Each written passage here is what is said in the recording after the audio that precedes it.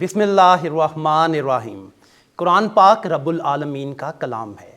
یہ تمام آنے والے وقتوں میں انسان کی رہنمائی کے لیے نازل کیا گیا ہے۔ کوئی کتاب اس کی مثل نہیں ہو سکتی ہے۔ قرآن پڑھنا، اس کے راستے پر چلنا، زندگی دینے والے کے سامنے زندگی کو پیش کرنا ہے۔ ہم ایک ایسے دور سے گزر رہے ہیں جب قرآن کا پڑھنا، اس کو سمجھنا اور اس کا سمجھانا وقت کی اہم اور ایک ناگزیر ضرورت بھی ہے۔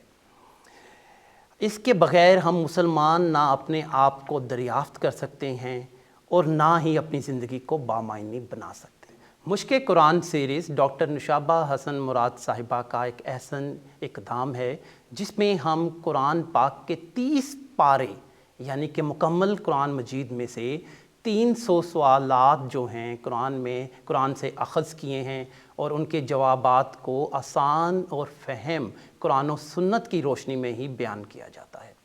آج الحمدللہ رب العالمین ہم لوگ 11ویں پارے تک پہنچ چکے ہیں اور آج کے پروگرام میں ہم 10 ان سوالات پہ بات کریں گے جن کو 11ویں پارے سے اخذ کیا گیا ہے۔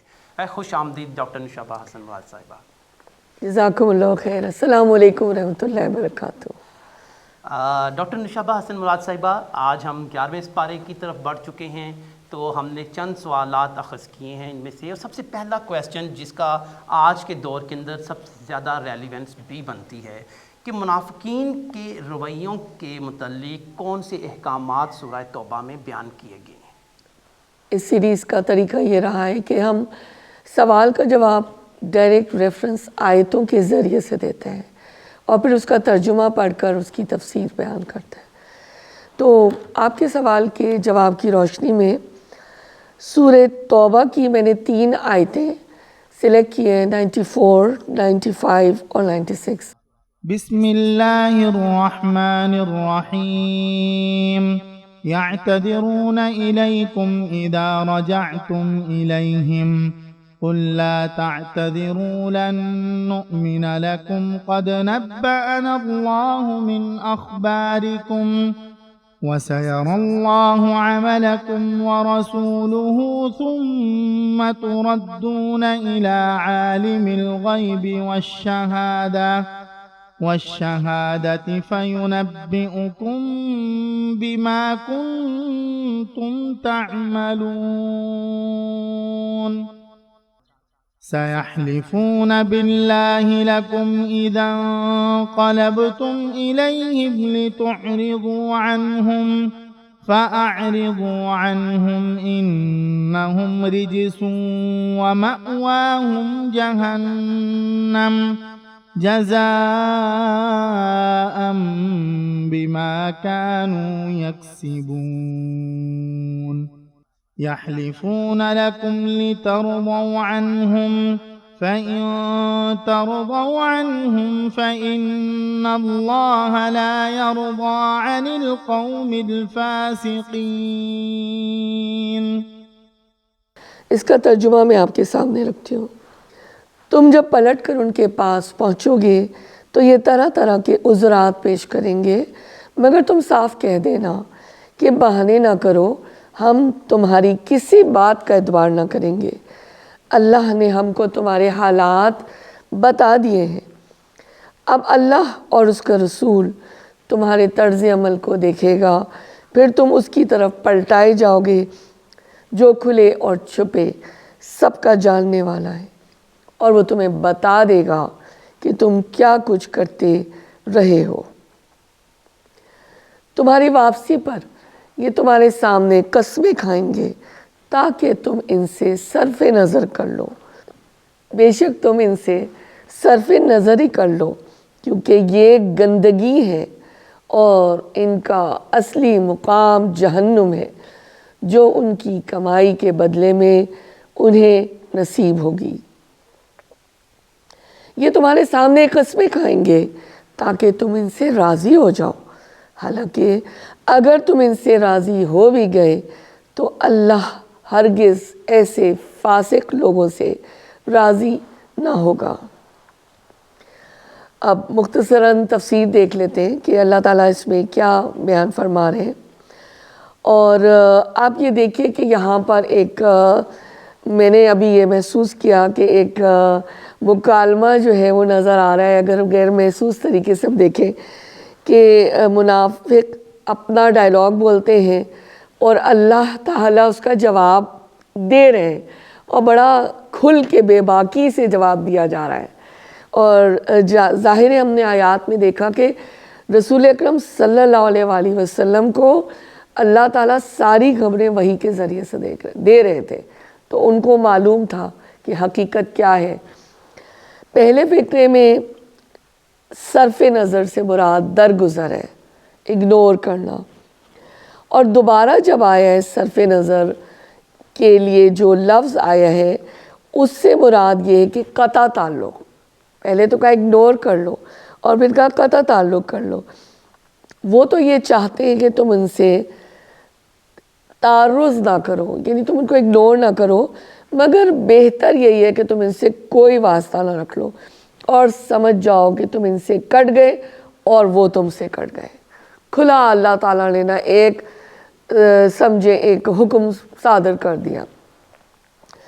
یہ تو تھی تفہیم القرآن کی مختصر سی ایک میں نے آپ کو جو اس کا جسٹ بتایا ہے۔ ڈاکٹر اسرار احمد صاحب یہ بتاتے ہیں کہ یہ آیات جب منافقین کے بارے میں نازل ہوئیں جو غزوہ تبوک میں جان بوجھ کر شامل نہ ہوئے، آپ صلی اللہ علیہ وآلہ وسلم کی واپسی پر وہ بہانے تراشنے لگ گئے اور اپنی توجیحات پیش کرتے رہے، لیکن ان کی توجیحات کیا کام آنی تھی جبکہ اللہ نے یہ آیات رسول اکرم صلی اللہ علیہ وآلہ وسلم کی قلب مبارک پر نازل کر دی۔ آپ صلی اللہ علیہ وآلہ وسلم کو خبردار کر دیا۔ حضور صلی اللہ علیہ وآلہ وسلم چونکہ اپنی طبعی شرافت اور مروت کے باعث منافقین کے جھوٹے بہانوں پر سکوت فرماتے رہے، آپ خاموش رہے، آپ نے کوئی بھی ریاکشن شو نہیں کر رہے تھے، لیکن یہ سارے پردے وحی کے ذریعے سے چاک ہو گئے، اور کہنا چاہیے کہ دودھ کا دودھ پانی کا پانی الگ ہو گیا۔ اللہ تعالیٰ نے یہ کہہ دیا کہ تم صاف اس بات کا اعلان کر دو، جیسے میں نے ابھی ذکر کیا۔ جہاں پہ یہ آیت آتی ہے اور یہ عربی کے الفاظ کہ وَسَيَرَ اللَّهُ عَمَلَكُمْ وَرَسُولُهُ، یعنی تمہارے آئندہ طرز عمل اور رویے اور ایٹیٹیوڈ کا بھی جائزہ لیا جائے گا۔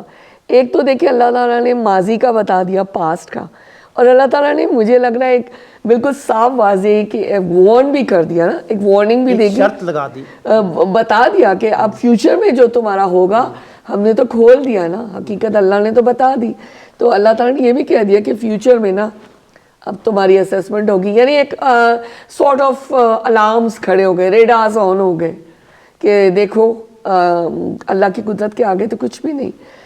تو منافقین جو تھے وہ اپنی دنیا داری اور وہ چاہتے تھے کہ نا بنا کے رکھے، سامنے سے ان کا معاملہ صحیح رہے اور وہ اکٹھے بھی رہتے رہے، گزارا ہوتا رہے، اوس و خزرج کے حوالے سے آپس میں رشتہ داریاں بھی تھیں۔ ایسے ماحول میں ان کو اپنا صرف ایک سیلفش وہ تھے نا، ان کو اپنا صرف جو تھا نا مفاد عزیز تھا، اور وہ یہ چاہتے تھے کہ ایسا نہ ہو کہ اگر مسلمانوں کے دل صاف نہیں ہوئے ہماری طرف سے تو ہم کوئی اچھوت بن کر رہ جائیں۔ اسی لیے وہ چاہتے تھے کہ مسلمانوں کے اندر اعتماد جو ہے ان کا بحال رہے، اور وہ سامنے سے کچھ ایسی ایکٹنگ کرتے رہے کہ جیسے وہ انہی کے اندر ملے ہوئے ہیں، اور ملاقاتیں کرتے مسلمانوں سے، ان کو کہتے دیکھو ہماری یہ مجبوریاں تھیں، قسمیں کھاتے، وعدے کرتے اور اپنے اخلاص کا یقین دلانے کی کوشش کرتے، لیکن سب بے سود تھا۔ اب میں حدیث کے ذریعے سے، چونکہ ہمارا ایک طریقہ ادھر میں نے جو ایک فارمیٹ بنایا ہے، تو دیکھیے رسول پاک صلی اللہ علیہ وآلہ وسلم کے الفاظ میں ہم دیکھتے ہیں کہ کیا بیان کیا گیا ہے۔ حضرت کعب بن مالک رضی اللہ تعالیٰ عنہ بیان کرتے ہیں کہ رسول اللہ صلی اللہ علیہ وآلہ وسلم جب تبوک سے لوٹے تو لوگوں سے ملاقات کے لیے بیٹھ گئے۔ آپ صلی اللہ علیہ وآلہ وسلم سے جو لوگ ملنے آتے وہ غزوہ تبوک میں نہیں گئے تھے، وہ قسمیں کھا کر جھوٹے عذر پیش کرتے رہے۔ وہ 80 سے کچھ زیادہ لوگ تھے جو منافق تھے۔ نبی صلی اللہ علیہ وآلہ وسلم ظاہری طور پر ان کے عذر کو قبول کرتے رہے اور انہیں بیعت کر دیا اور ان کے باطن کو اللہ تعالیٰ کے سپرد کر دیا۔ یعنی وہی جو ہم نے پہلے ابھی میں نے جو ذکر کیا کہ مروت اور وزاداری، اور اس میں رسول اکرم صلی اللہ علیہ وسلم نے ان سے تعرض پیش کیا۔ حضرت کعب کہتے ہیں کہ اللہ تعالیٰ نے مجھے اسلام کی ہدایت دینے کے بعد مجھ پر جو سب سے بڑا احسان کیا وہ یہ تھا کہ میں نے نبی صلی اللہ علیہ وآلہ وسلم کے سامنے کوئی جھوٹا عذر پیش نہیں کیا۔ حوالہ صحیح بخاری 4418۔ ایک حدیث اور میں پڑھنا چاہوں گی۔ نبی صلی اللہ علیہ وآلہ وسلم نے مومنین سے فرمایا، ان کے ساتھ بات نہ کرو، نہ ان کے ساتھ بیٹھو، اور ان سے اسی طرح اعراض کرو جیسے اللہ تعالیٰ نے تمہیں حکم دیا ہے۔ یہ صحیح بخاری کا حوالہ ہے 4416 اور ابن ماجہ 115۔ یعنی وہ 3 نشانیاں بیان کی گئی ہیں جی کہ نہ تو ان کے ساتھ بیٹھو، نہ ان کے ساتھ بات کرو، اور نہ ان سے تعلق روا رکھو۔ جی، تو یہ 3 احکامات آپ سمجھیں کہ ہدایت دے دیجیے۔ جی، تو آخر میں اب ہم جو ان کے علمی اور جو عملی نکات ہیں وہ بیان کیجیے۔ جیسے کہ ہمارا سوال تھا اور اس کے نتیجے میں ہم نے سمجھا، تو بات بہت واضح ہے کہ نفاق کی روش، جھوٹا عذر پیش کیا گیا، یہ سب اللہ تعالیٰ اور رسول اللہ صلی اللہ علیہ وآلہ وسلم کو ناراض کرنے کی واضح دلیل ہے جو کھل کر ان آیات میں بیان کر دی گئی، اور اس کے نتیجے میں یہ اللہ کے عذاب کا پیش خیمہ ثابت ہو سکتی ہے۔ اللہ تعالیٰ ہماری زندگیوں سے اگر 10%، 25% کتنا بھی تھوڑا سا بھی اگر نفاق ہے اس کو خارج کر دے، میں اس موقع پہ دعا کرتی ہوں۔ کیا منافقین کی وہی نشانیاں ہم آج بھی پاتے ہیں اپنے ارد گرد؟ بالکل، دیکھیے بات یہ ہوتی ہے کہ جو لوگ، اور میں اس کو اپنی نوجوانی سے اس بات کو محسوس کرتی ہوں، 2-3 طرح کی کیٹیگریز ہوتی ہیں۔ ایک وہ لوگ ہوتے ہیں جو سوچنے سمجھنے والا ذہن نہیں رکھتے اور وہ کسی نتیجے پہ پہنچ نہیں پاتے۔ اس میں ایک ان کی ذہانت کا بھی مسئلہ ہو سکتا ہے کہ ان کی ذہانت کا لیول کیا ہے۔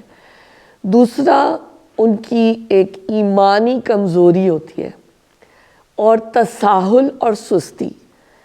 اب دیکھیے جب ہم اور آگے بڑھیں گے تو ہمیں منافقین کی ٹائپس بھی نظر آئیں گی، مزید آیات جب ہم سمجھیں گے، سوالات آپ کے آئیں گے کہ تساہل اور سستی بھی اللہ کی ناراضگی کا پیش خیمہ ہے۔ اللہ ہمیں محفوظ رکھے، میں دعا کرتی ہوں۔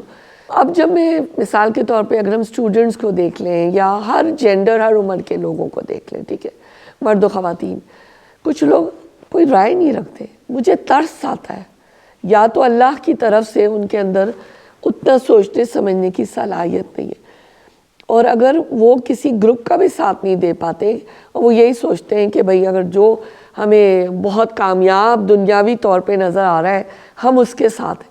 مثال کے طور پہ اگر ایسے تو پھر فرعون اور نمرود اور حامان ان کے پاس بھی بہت کچھ تھا، لیکن وہ یہ سوچتے ہیں کہ ہم اچھا رہیں، ایزی لائف مینٹین کریں، ہماری آکسیجن ہمیں آتی رہے، ٹھیک ہے نا، یہ ایک وہ ہے۔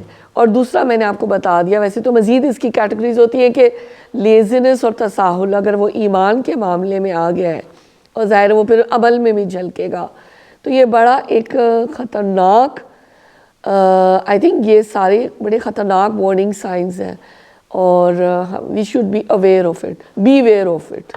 ایک تو ہمیں قرآن پاک میں حوالہ ملتا ہے مسجد زرار کے حوالے سے منافقین نے کون سی سازش تیار کی تھی، جی، تو اس پہ ہم آپ سے یہ درخواست کریں گے، اس پہ آپ ضرور روشنی ڈالیں کہ اس کا ہسٹوریکل پرسپیکٹیو بھی بیان کریں، اور قرآن نے بھی جس خاص مسجد کا ذکر کیا، مسجد زرار، اور منافقین نے اس حوالے سے کون سی مسلمانوں کے خلاف سازش تیار کی تھی؟ بسم اللہ الرحمن الرحیم۔ سورہ توبہ کی آیت 107 اور 108۔ والذين اتخذوا مسجدا ضرارا وكفرا وتفريقا بين المؤمنين وإرصادا لمن حارب الله ورسوله من قبل وَلَيَحْلِفُنَّ إِنْ أَرَدْنَا إِلَّا الْحُسْنَى وَاللَّهُ يَشْهَدُ إِنَّهُمْ لَكَاذِبُونَ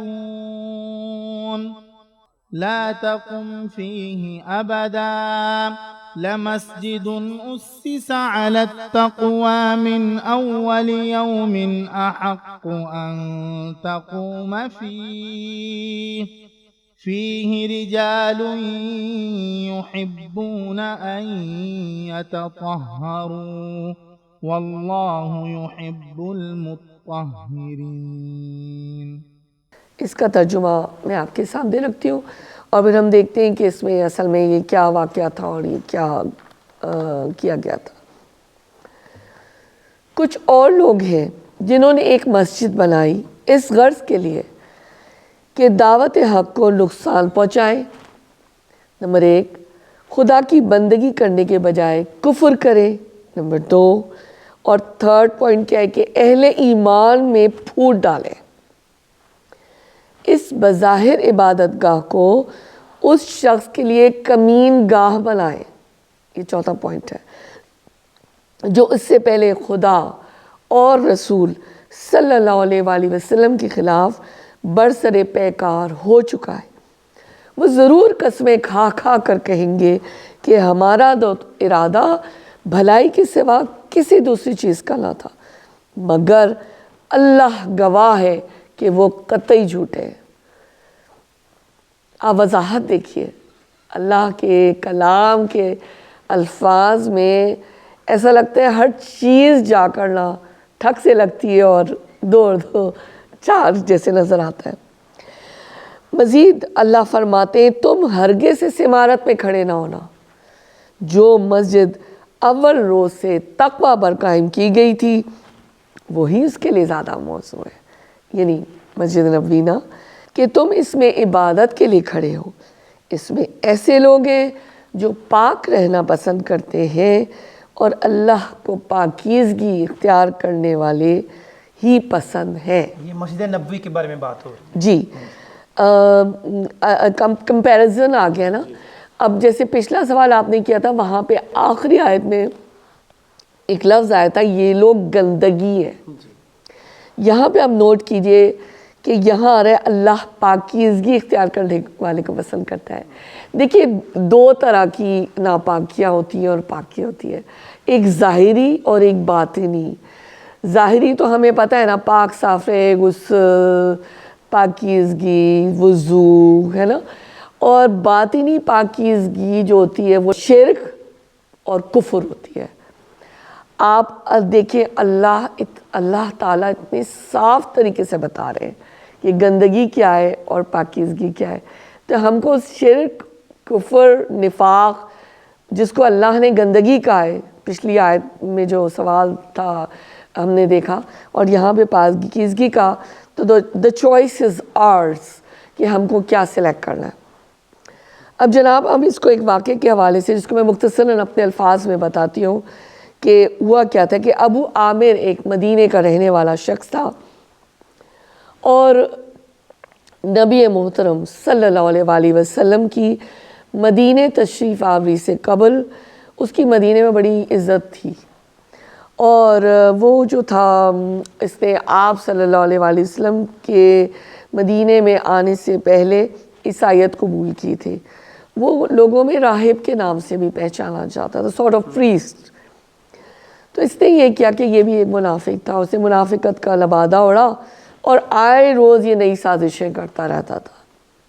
اس نے کیا کیا کہ منافقین کو اکٹھا کیا اور یہ کہا کہ دیکھو ہمارے لیے کوئی جیسے آفس ہوتا ہے نا، کوئی اکٹھے ہونے کی تو جگہ نہیں ہے، عمارت ایک مسجد کی بناتے ہیں تاکہ نبی صلی اللہ علیہ وآلہ وسلم اور ان کے اصحاب ان کے جو عزائم ہیں، ان کی جو ایک پورا مشن تھا نا، اس کو ہم ناکام بنا سکیں۔ تو بیسیکلی یہ سازشوں کے لیے، مسلمانوں کو ایذا دینے کے لیے، کفر پر پکے ہونے کے لیے، مسلمانوں میں تفریق ڈالنے کے لیے یہ جو مسجد تھی اس کا انسینٹیو یہ تھا، موٹیو۔ ایک عیسائی راہب نے یہ مسجد تعمیر کی تھی۔ جی، لیکن وہ باہر سے ایسے مطلب بنا ہوا تھا نا جیسے میں آپ لوگوں کے اندر ہی ہوں، یعنی شام۔ اچھا، آپ مسجد بنانے کے بعد منافقین نے کیا آپ صلی اللہ علیہ وآلہ وسلم کی خدمت میں درخواست پیش کی کہ آپ آئیے اور برکت کے طور پر مسجد میں نماز پڑھائیے تاکہ ہم اس میں باقاعدہ نمازیں ادا کرنا شروع کریں۔ لیکن اللہ تعالیٰ نے پھر وحی کے ذریعے سے ان منافقین کے مذموم عزائم جو تھے اسے آگاہ کر دیا، اور آپ صلی اللہ علیہ وسلم کو حکم ہوا کہ اے رسول صلی اللہ علیہ وسلم، آپ اس مسجد میں ہرگز داخل نہ ہوں گے۔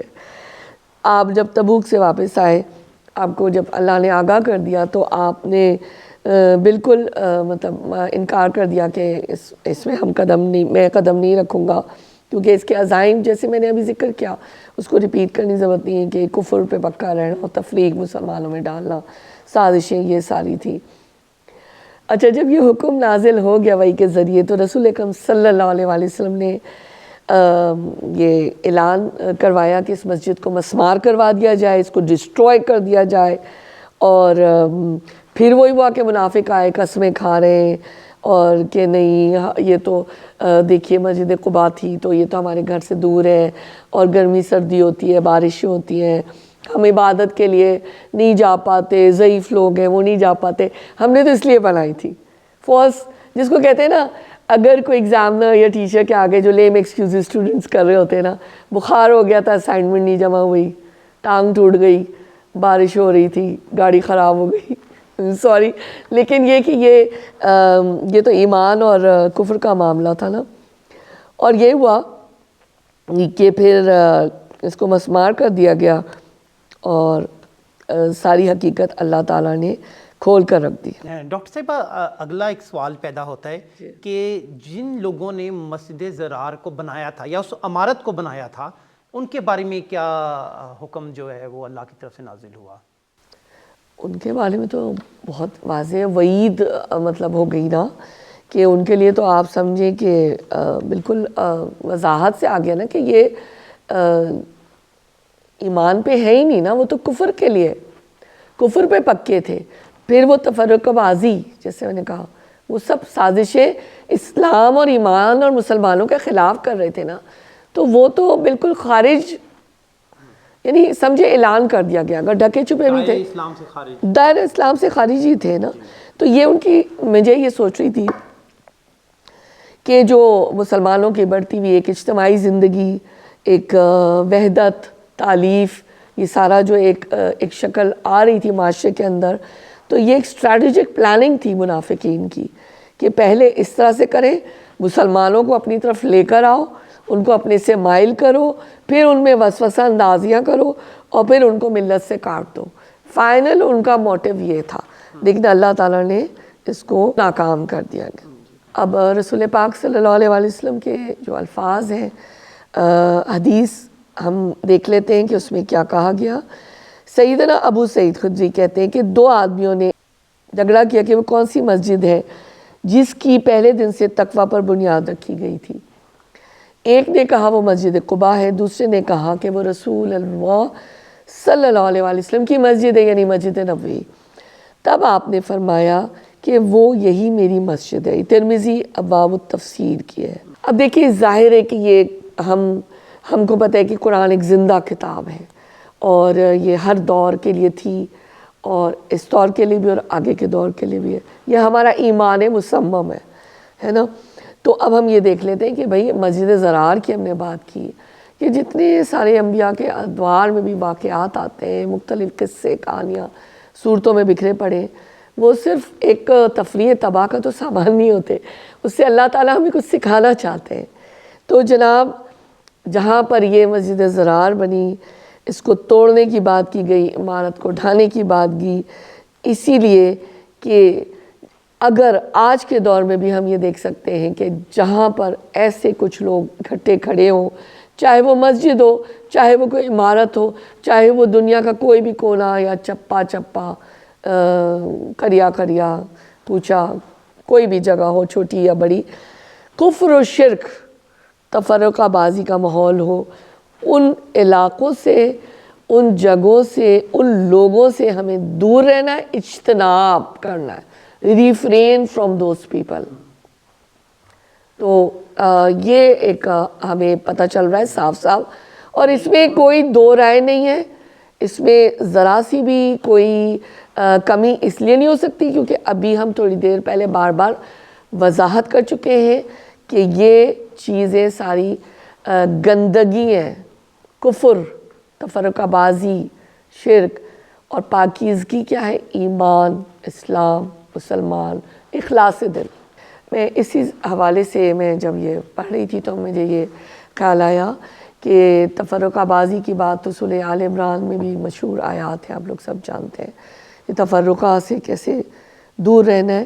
تو آج جو گلیوں اور جگہ جگہ مسجدیں اور مین روڈز پہ بھی بورڈز نظر آتے ہیں کہ یہ فلانے مسلک کی مسجد ہے، تو اس چیز کو ختم کرنے کی ضرورت ہے، اور ہمیں چاہے ہم کسی ایک شخص تک ہی بات پہنچا دیں یا چاہے ہم سینکڑوں ہزاروں تک پہنچا دیں، اس کو ختم کرنے کی ضرورت ہے کہ ہر مسجد میں یہی تفرقہ ہے اور یہی ایک دوسرے کو کمتر سمجھنے والی بات ہے نا، تو اس چیز کو توڑنا ہے ہمیں نا۔ بہت احسن بات کی جی یہ ایک بہت پریکٹیکل ہے جو کرنے کی ضرورت ہے۔ سوالات کا سلسلہ آگے بڑھاتے ہیں، اور تیسرا سوال ہم اس طرح کرتے ہیں کہ اللہ تعالیٰ نے ہم سب کو زندگیاں دیں، یہ اور کہتے ہیں ایمان کا سب سے بڑا رتبہ جو ہے ان میں سے ایک رتبہ یہ بھی ہے کہ ہمیں جو زندگیاں اللہ نے دیں ہم اللہ کے حضور ہی وہ زندگیاں پیش کریں۔ اب ہم آپ سے یہ جاننا چاہیں گے کہ اللہ نے مومنوں کو جان کے بدلے کیا دینے کا وعدہ کیا ہے؟ اس کو ہم سورہ توبہ کی آیت نمبر 111 کی روشنی میں دیکھ لیتے ہیں آپ کے سوال کے جواب کو۔ ان اللہ اشترى من المؤمنین انفسهم واموالهم بان لهم الجنہ يقاتلون في سبيل الله فيقتلون ويقتلون وعدا عليه حقا في التوراة والإنجيل والقرآن ومن أوفى بعهده من الله فاستبشروا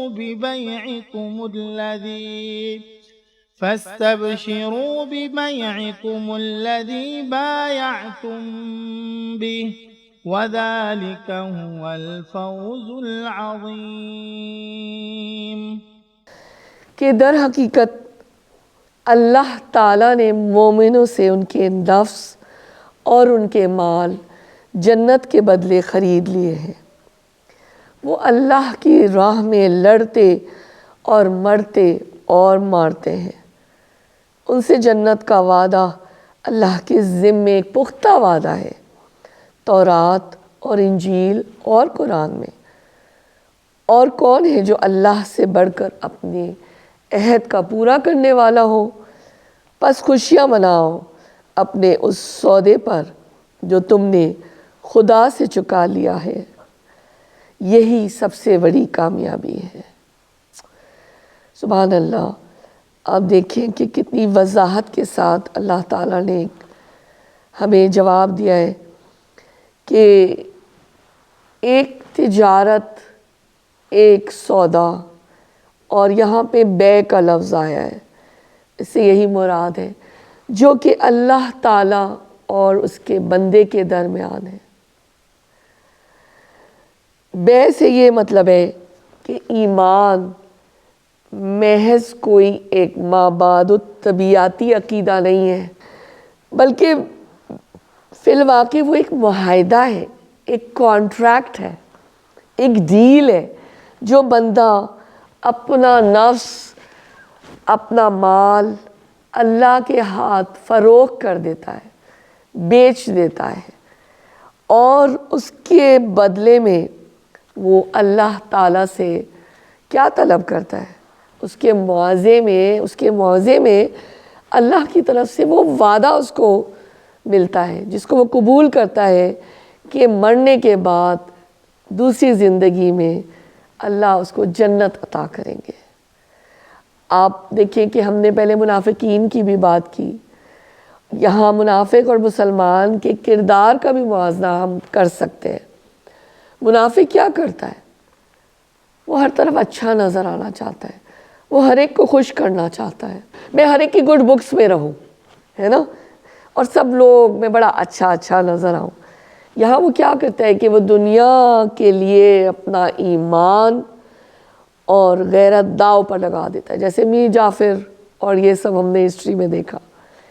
وہ یہ نہیں سوچتا کہ میرا اس کا نتیجہ کیا نکلے گا۔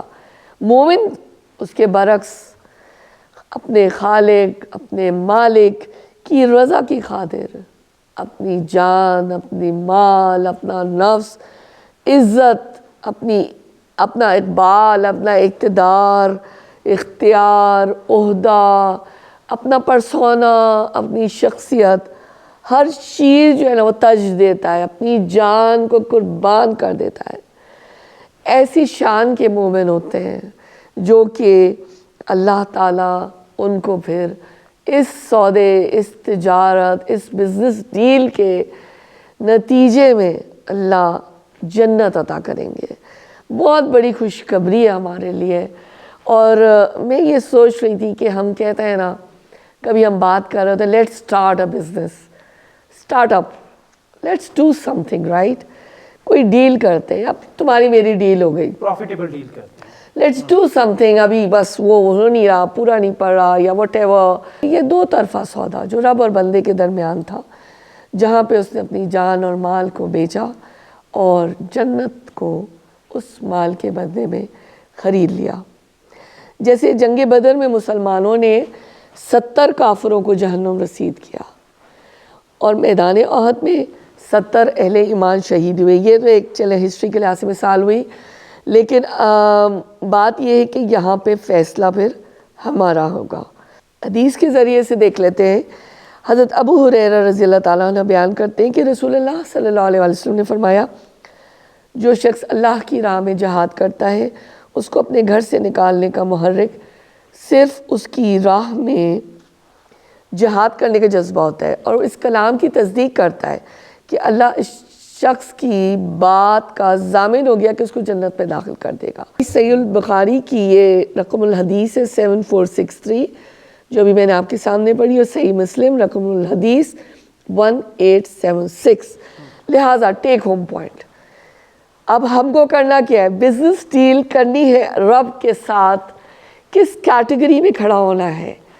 3 کیٹیگریز بیسک ہیں، یا تو مومن، یا کافر، یا بین منافق رہنا ہے کہ سب کو اچھے بھی لگے اور اللہ کو بھی معذرتیں پیش کرتے رہے۔ دس از آور چوائس۔ مومن بننا ہے تو اپنا نفس، اپنا مال اللہ سے بے کر کے بیچ دے اور جنت کا سودا کر لے، چاہے آپ غازی ہو شہید۔ یہ اللہ کا وعدہ ہے اور وہ اللہ پورا کر کے رہے گا۔ بہت خوبصورتی سے آپ نے سب چیزوں کو بیان کیا اور یکجا کیا آپ نے تمام چیزوں کو۔ آپ نے قرآن سے بیان کیا، سیرت سے بیان کیا، احادیث کی روشنی میں آپ نے بیان کیا کہ اللہ تعالیٰ مومنوں کو ان کی جان کے بدلے کیا دیتا ہے اور کس چیز کا وعدہ اس نے کیا ہے۔ سوالات کا سلسلہ مزید آگے کی طرف لے کے چلتے ہیں۔ کوئی بزنس مین ہوتا ہے، اس کی کچھ صفات ہوتی ہیں، ایک ٹیچر کی کچھ صفات ہوتی ہیں، ایک اچھا کھیلنے والا کھلاڑی، اسپورٹس پرسن جو ہے اس کی بھی کوئی صفات اور خوبیاں ہوتی ہیں۔ اب سورہ توبہ کے اندر اللہ تعالیٰ نے مومنین کی بھی کچھ صفات بیان کی ہیں، ان کی کچھ خصوصیات بیان کی ہیں، تو کیسے ہمیں پتہ چلتا ہے اس سورہ کی روشنی میں کہ کون سی وہ صفات ہیں جو اللہ کے ہاں قبول بھی ہیں، مقبول بھی ہیں مومنین کی، اور جسے ہم جان سکتے ہیں کہ یہ مومن بندہ، یہ اللہ کا مومن بندی ہے؟ التائبون العابدون الحامدون السائحون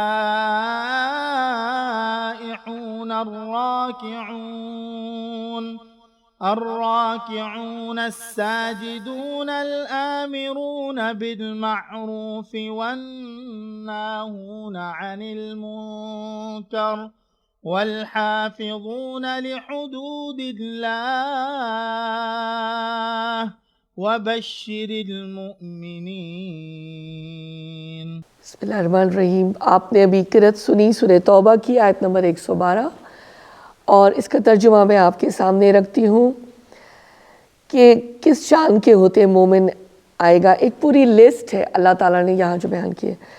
اللہ کی طرف بار بار پلٹنے والے، التائبون، اس کی بندگی بجا لانے والے، العابدون، اس کی تعریف کے گن گانے والے، الحامدون، اس کی خاطر زمین میں گردش کرنے والے، السائحون، اس کے آگے رکوع اور سجدے کرنے والے، نیکی کا حکم دینے والے اور بدی سے روکنے والے، اور اللہ کی حدود کی حفاظت کرنے والے اس شان کے ہوتے ہیں وہ مومن۔ اے نبی صلی اللہ علیہ وآلہ وسلم، ان مومنوں کو خوشخبری دے دیجئے۔ اللہ نصیب کرے کہ ہم ان خوبیوں کو اپنے اندر آہستہ آہستہ اتارنے کی کوشش تو کر سکتے ہیں نا، ایک قدم تو بڑھا سکتے ہیں۔ اللہ ہماری مدد فرمائیں گے۔ میں اس میں ایک بات میں نے نوٹ کی اس کے اندر کہ جو آخری والحافظون لحدود اللہ وبشر المؤمنین، اتنا کچھ اس کے اندر آ جاتا ہے۔ قرآن اتنا جامع کلام ہے کہ آپ دیکھیں، ہم جب علوم القرآن بھی پڑھتے ہیں، اتنے کذاب نبی پیدا ہوئے، پاسٹ میں بھی ہوئے، رسول اکرم صلی اللہ علیہ وسلم کے سامنے بھی ہوئے، جب ہسٹری اٹھا کے پڑھتے ہیں، بعد میں بھی، اور جو انہوں نے وہ یہ کلام بنا ہی نہیں سکے، اس لیے کہ یہ اللہ کا کلام ہے، اور اس کی وسعت، اس کا اعجاز اور اس کی جو گہرائی ہے وہ ایک عام آدمی کا کام نہیں ہے۔ اب آپ یہ دیکھیے کہ اللہ کی حدود کی حفاظت، اب جہاں جہاں احکام آ رہے ہیں پورے قرآن میں بکھرے ہوئے، سمیٹ دیا گیا نا، کہ اس کی بھی بات آ گئی کہ جو بھی اللہ نے حدود، ہمیں پتہ ہے 4 یا 5 جتنی بھی حدود ہم جانتے ہیں قرآن سے، تو اس کی بھی بات آ گئی کہ اس کی بھی حفاظت کرنے والے ہوتے ہیں۔ جیسے کہ اب میں کنٹینیو کروں گی آپ کے پچھلے اس سے تھوڑا سا ربط ملاتے ہوئے، جیسے زنجیر کی کڑیاں ہوتی ہیں ایک سے ایک جڑی ہوئی ہوتی ہیں، تو قرآن کا بھی معاملہ ایسے ہے۔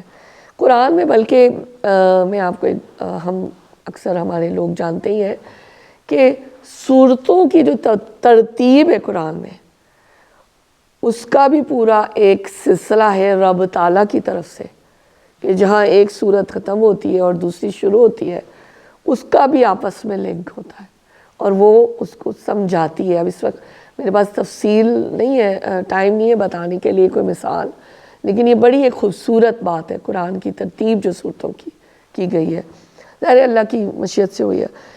تو جو ہم نے بات کی تھی نا کہ جو مومن کا معاملہ ہوتا ہے، نفس اور مال، جو بے کا جو معاملہ وہ طے کرتا ہے اللہ تعالیٰ سے، تو یہ جو طے کرتا ہے معاملہ، میں میرے سننے والوں سے بھی اور میں آپ سے بلکہ یہ مطلب ویسے ہی ایک بات پوچھنا چاہوں گی کہ کیا یہ کوئی آسان معاملہ ہے رب اور بندے کا، اس بے کا معاملہ، اس تجارت کا معاملہ، اس دین کا معاملہ؟ Is it N easy job? اگر انسان اپنے آپ کو خود سبمٹ کر دیتا ہے اللہ کی راہ میں، پھر معاملات آسان ہو جاتے ہیں۔ میں یہ سمجھتی ہوں آپ صحیح کہہ رہے ہیں، قدم پہلا شروع کا اللہ استقامت عطا کرے، لیکن میں یہ سمجھتی ہوں کہ یہ ایک بہت مشکل ایک سفر ہوتا ہے۔ ہمیں اللہ نے دعا سکھائی، اہدنا الصراط المستقیم، پورا قرآن دے دیا، اینڈ میں سورہ ناس اور سورہ فلق کے اندر پھر شر سے پناہ مانگنا بھی سکھایا۔ جتنا کچھ پورے قرآن میں آیا، it's not an easy job, بہت رکاوٹیں آتی ہیں آپ کی زندگی میں جب آپ چھوٹے یا بڑے کام کرنے اٹھتے ہیں، قدم رکھتے ہیں ایمان کے راستے پر۔ ہمارا نفس اور شیطان ہی ہمیں نہیں چھوڑتا، لوگوں کی بات پھر آ جاتی ہے، رواج کی بات، تو رکاوٹیں بہت آتی ہیں۔ اب کیوں میں نے یہ بات کہی؟ ہمیں جب مشکلات جو پیش آتی ہیں اللہ ہماری اس معاملے میں مدد فرمائیں گے۔ یہ ایک حقیقت ہے کہ یہ اگر کوئی مشکل آئے گی، کوئی رکاوٹیں آئیں گی، ہرڈز آئیں گی، غفلت ہوگی، سستی بھی تو ہوتی ہے نا۔ ہم سب انسان ہیں، ہم کوئی بھی فرشتے نہیں ہیں، سستی ہوتی ہے، کمزوری ہوتی ہے۔ عبادات کو اگر میں دیکھ لوں، نمازیں صحیح نہیں ہوتی، اگر ہو بھی گئیں تو غفلت بہت ہوتی ہے۔ مطلب میں ایزی مثال روز کی لے رہی ہوں نا، تو کیا ہوگا کہ ندامت ہوگی، شرمندگی سے اللہ کی طرف پلٹ گئے، التائبون، مثال کے طور پہ اسی کو لے لیں، معافی مانگ لی، اپنے عہد کو پھر سے تازہ کر لیا۔ تو اسی لیے مومن کی تعریف اللہ تعالیٰ یہ کہتے ہیں کہ بندگی کی راہ پر آ کر کبھی اس سے پھسلتا نہیں ہے، اس کی یعنی اگر وہ پھسلتا بھی ہے نا، بار بار وہ اسی راہ کی طرف چلا جاتا ہے۔ اور یہی بات ہے جو انسان جس پر قادر ہے اللہ کی مدد سے، کہ یہ خوبی اس کے اندر ہوتی ہے۔ ایک اور جگہ مولانا تفہیم القرآن میں فرماتے ہیں کہ مومن کا دل ایک قطب نما کی مانند ہوتا ہے، کمپس، جو اب تو موبائلز میں بھی ہم قبلہ نکال لیتے ہیں یا ٹریکرز طرح طرح کے، تو مومن کا دل قطب نما کی مانند ہوتا ہے کہ اس کا قبلہ و کعبہ رب تعالیٰ کی طرف ہوتا ہے، اس کی روح، اس کا ذہن جو ہے وہ صرف رب سے جڑا ہوتا ہے۔ اگر وہ اس کی سوئی ادھر ادھر ہوتی ہے یا ڈائریکشن چینج ہوتی ہے، لیکن وہ پھر توبہ کر کے اللہ کی بارگاہ میں آ جاتا ہے، اور پھر وہ اسی اہدنا الصراط المستقیم کے اوپر استقامت کے ساتھ چلتا ہے۔ رسول اللہ صلی اللہ علیہ وسلم کے الفاظ میں ہم تھوڑا سا اس کا ریفرنس دیکھ لیتے ہیں حدیث پاک کے ذریعے سے، کہ معدان بن ابی طلحہ بیان کرتے ہیں کہ میں نے حضرت صوبان رضی اللہ تعالیٰ عنہ سے پوچھا، مجھے ایسا عمل بتائیے کہ میں جنت میں داخل ہو جاؤں۔ وہ خاموش رہے۔ جب وہ 3 بار انہوں نے سوال کیا تو انہوں نے کہا، میں نے رسول اللہ صلی اللہ علیہ وآلہ وسلم سے یہ سوال کیا تھا، آپ نے فرمایا تم بکثرت اللہ کے لیے سجدے کیا کرو، کیونکہ جب تم اللہ کے لیے ایک سجدہ کرتے ہو تو اللہ اس کی وجہ سے تمہارا ایک درجہ بلند فرماتے ہیں اور تمہارا ایک گناہ مٹا دیتے ہیں۔ یہ صحیح مسلم کی حدیث 488 ہے۔ اللہ ہمیں سجدوں کی توفیق دے کہ ہمیں کرنا یہ کہ ہمیشہ ہم اپنی ذات سے آغاز کریں گے، اپنے آپ کو کٹہرے میں کھڑا کریں گے اللہ کی بارگاہ میں۔ اللہ نصیب کرے کہ امر بالمعروف اور نہی عن المنکر یا حدود کی حفاظت کی بات ہے، یا جتنی کوالٹیز ادھر مومنوں کی آئیں، کہ سب سے پہلے میں نے اپنی ذات پہ اس کو لاگو کرنا ہے، اور اپنے گھر میں، اور اس کے بعد دائرے پھیلتے ہیں، اور اس کے بعد پھر یہ جو کام ہے اس کو جہاں جہاں تک آپ کی رسائی اور استطاعت ہو اس تک پہنچانا ہے، تاکہ ہم اس تجارت میں اللہ کی بارگاہ میں کامیاب ہو جائیں۔ سوالات کا سلسلہ جو ہے وہ اب ہم 5ویں سوال تک پہنچ چکے ہیں۔ اللہ غفور الرحیم ہے، اللہ غفار ہے، تو اللہ ہمیشہ توبہ کو بھی قبول کرتا ہے۔ تو سورہ توبہ کے اندر بیان کرتا ہے اللہ تعالیٰ کہ وہ 3 مومنین کی اس نے توبہ کو قبول کیا تھا۔ تو ہم آپ سے جاننا چاہیں گے وہ کون سے 3 مومنین تھے جن کی توبہ اللہ کے ہاں قبول ٹھہری۔ لقد تاب الله على النبي والمهاجرين والأنصار الذين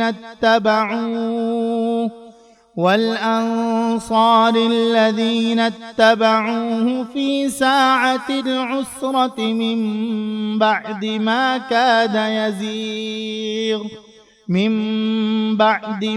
كاد يزيغ قلوب فريق منهم ثم تاب عليهم إنه بهم رؤوف رحيم۔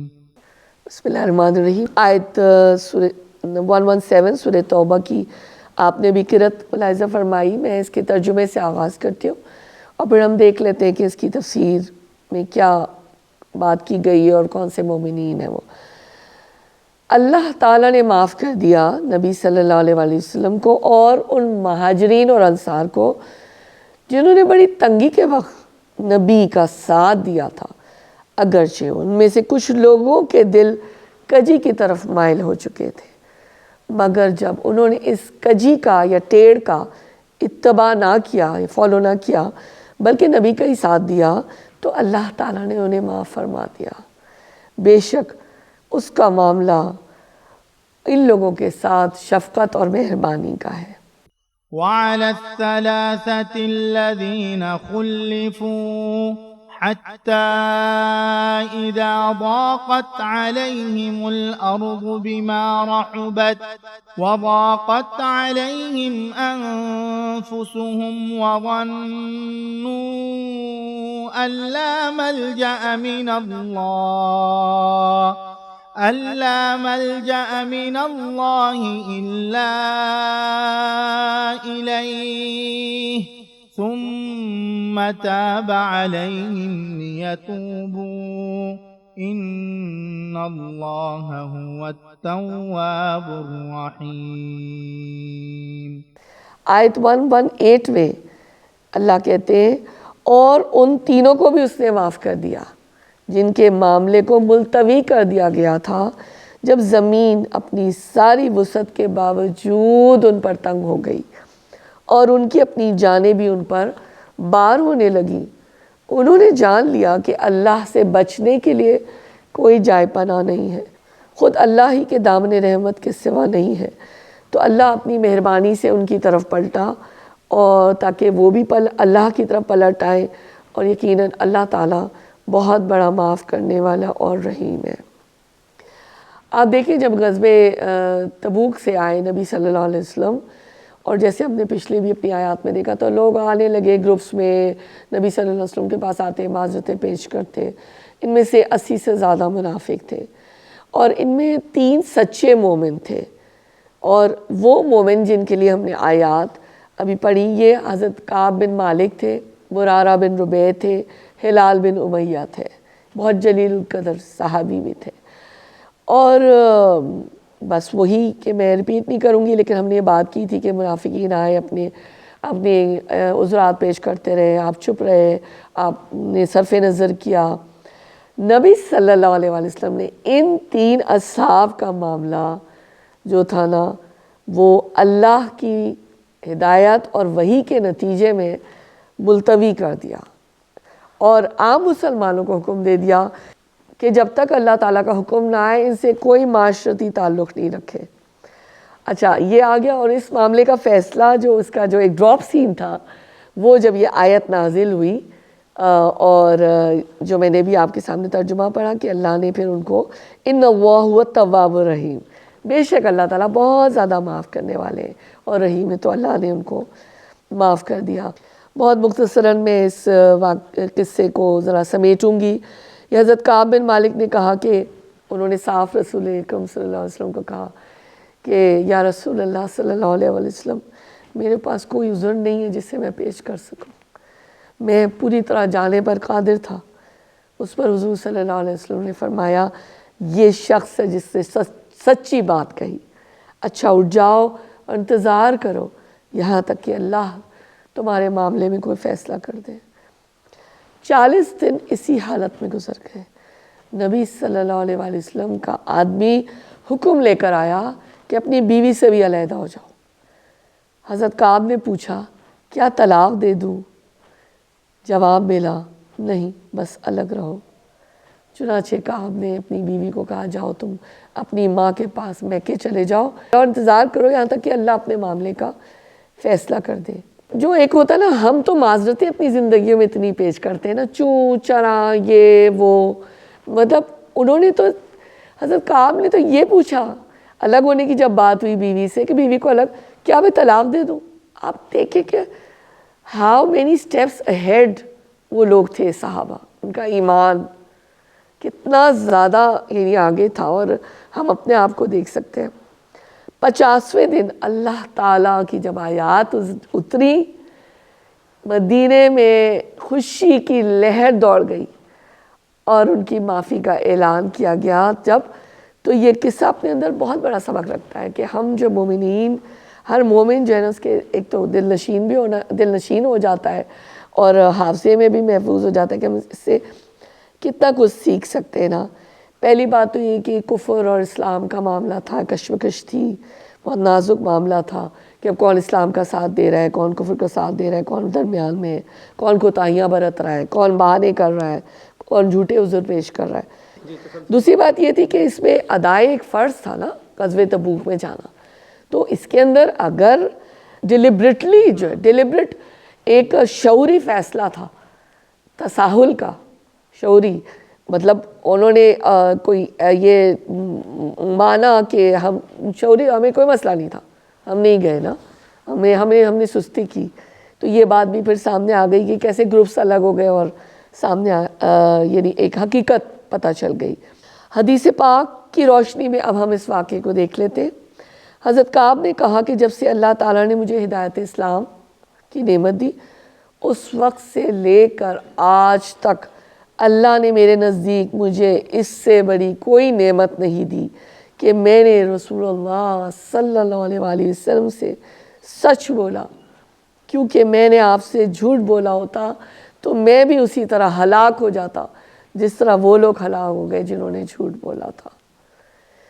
تو حضرت کعب نے کہا کہ ہم لوگوں کا معاملہ ان لوگوں سے اسی لیے مؤخر کیا گیا تھا کہ جن لوگوں نے رسول اللہ صلی اللہ علیہ وسلم کے سامنے قسمیں کھائی تھیں، رسول اللہ صلی اللہ علیہ وسلم نے عذر قبول کر لیا، ان سے بیعت بھی کر لی بظاہر، اور ان کے لیے لیکن استغفار کیا، اور رسول اللہ نے ہمارے معاملے کو مؤخر کر دیا تھا، حتیٰ کہ اللہ تعالیٰ نے اس معاملے کا فیصلہ کر دیا، اور اللہ تعالیٰ نے فرمایا، اللہ تعالیٰ نے ان تینوں کی توبہ بھی قبول فرمائی جن کا معاملہ مؤخر کیا گیا تھا۔ اس آیت کا مطلب یہ نہیں ہے کہ غزوہ تبوک میں جو پیچھے رہ گئے تھے ان کا ذکر ہے، بلکہ اس کا مطلب یہ ہے کہ قسم کھانے والوں کی بنسبت ہمارے معاملے کو مؤخر کیا گیا تھا، جنہوں نے قسمیں کھائیں اور آپ نے ان کے عذر کو قبول کیا۔